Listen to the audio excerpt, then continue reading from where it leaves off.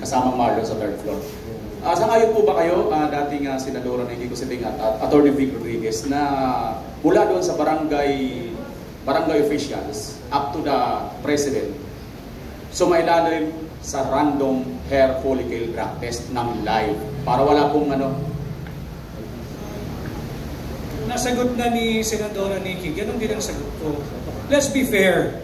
Yung ordinaryong empleyado, kagaya dito sa Kamuning Bakery, I don't think Wilson will allow to employ anybody na drug dependent, drug user, drug pusher, or drug lord.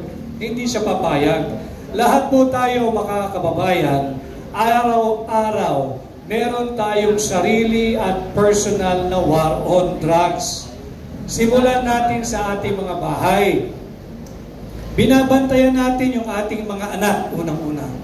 Yung ating mga kamag-anak, yung ating mga kasambahay, kung magbabago ba yung ugali, yung pananalita, yung pakikitungo sa atin at sa isa't isa. Bakit?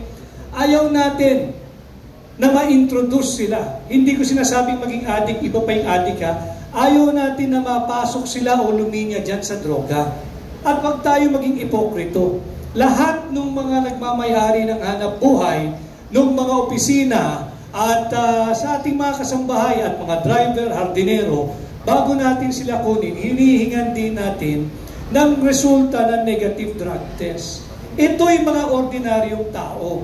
Hindi ba't marapat lamang na yung mga pinagkakatiwalaan natin na mamuno sa ating bansa, whether be you're the President, you're the Senate President, you're the House Speaker, you're the Chief Justice, you're the Chief of the AFP, you're the Chief of the PNP, you're the lowest employee in government. Di ba dapat lamang na sumailalim sa isang open, fair, transparent, and credible hair follicle drug test? Sang-ayon ako doon. Kung hinihingi natin as pre-employment requirement sa security guard, sa kadete ng PNPA, sa kadete ng PMA, sa membro ng MMDA, sa lahat, bakit hindi natin hingin sa pinakamataas, sa Chief Executive of the land?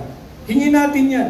At I agree with Senator Nikki. Kung wala ka naman tinatago, di panahon ito para mabalikan mo lahat ng kritiko mo.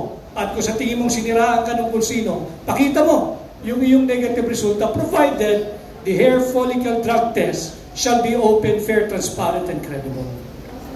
Okay, thank you.